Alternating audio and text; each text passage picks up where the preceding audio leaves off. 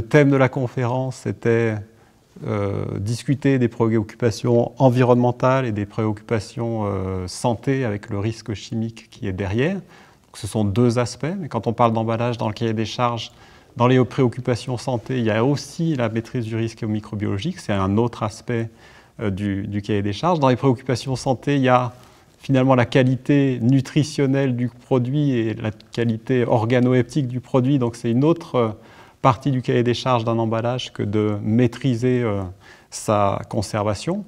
Et ensuite, un emballage, c'est un vecteur de communication pour le consommateur, avec des éléments marketing, mais pas que, des éléments de communication, d'informations essentielles concernant le produit et des nouvelles informations d'ailleurs qu'on réclame à l'emballage.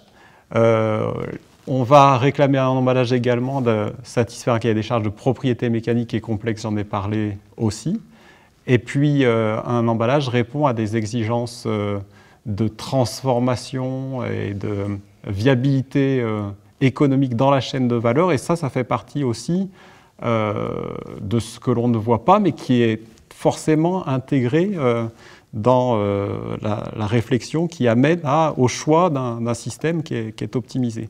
Et donc, souvent, effectivement, quand une question nous est posée sur, je dirais, une initiative de changement de référence ou d'innovation produit, souvent, la question nous est posée avec une seule motivation, les motivations environnementales, les motivations maîtrise de la santé, l'absence de perturbateurs endocriniens en ce moment, alors que les questions sont beaucoup plus complexes. Et quand on parle ne serait-ce que du risque chimique des emballages, il y a les perturbateurs endocriniens, certes, mais dans les risques toxicologiques, il y a des multi-aspects à appréhender et pas uniquement les perturbateurs endocriniens. Donc c'est un processus complexe et qu'il est important de ne pas accepter de simplifier.